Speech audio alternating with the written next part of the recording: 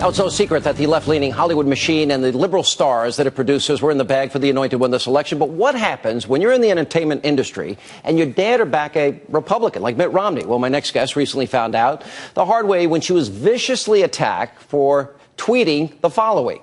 Can't get too political in 140 characters, but for those who are asking, I am voting Romney Ryan. And as usual, liberals responded with their hate-filled rhetoric. And there's a few pretty nasty tweets that they sent out. Here's what they said. Melissa Joan Hart, it says, as I read today, vote today and punch yourself in the uterus. Ouch. Another one read, so at Melissa Joan Hart is politically ignorant. Boop. And finally, this one read, you ain't been boop since Sabrina.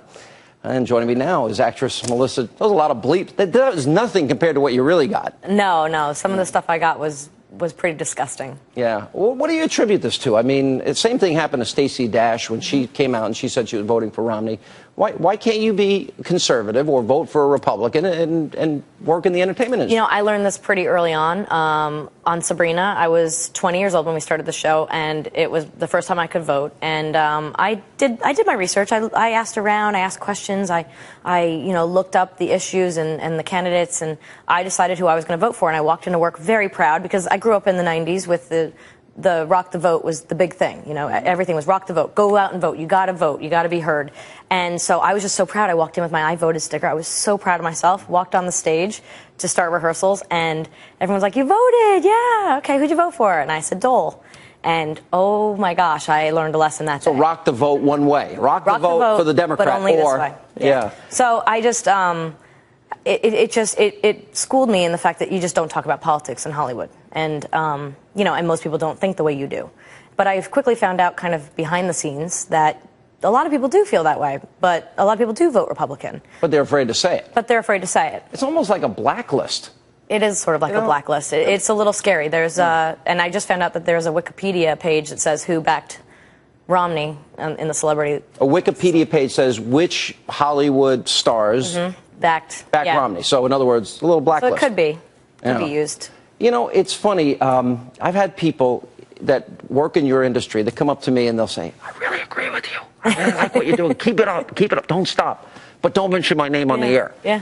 I'm like, well, how do you live your life in fear that way? Yeah, it's a little weird. It's hard to find that fellowship, but when you do, it's great. And, it's hard for things like this. Like, what's unbelievable is I live in a country where I'm supposed to be able to, have this freedom. Choose whoever I want to vote for, whatever religion I want. And I feel like there's these limitations. It's not like it used to be. One of the things that really stuck out as I read through your tweets, or those that tweeted to you, a lot of people brought up, how can you say that as a woman? Are you that delusional?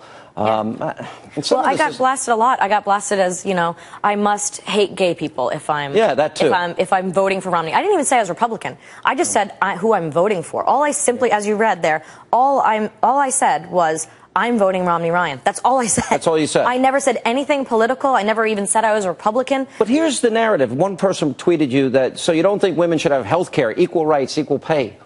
Who supported that? These days, I think because we only have two parties, you get put in a box, and so if I voted for Romney, it must mean this. And the thing to me, what it is it's priorities.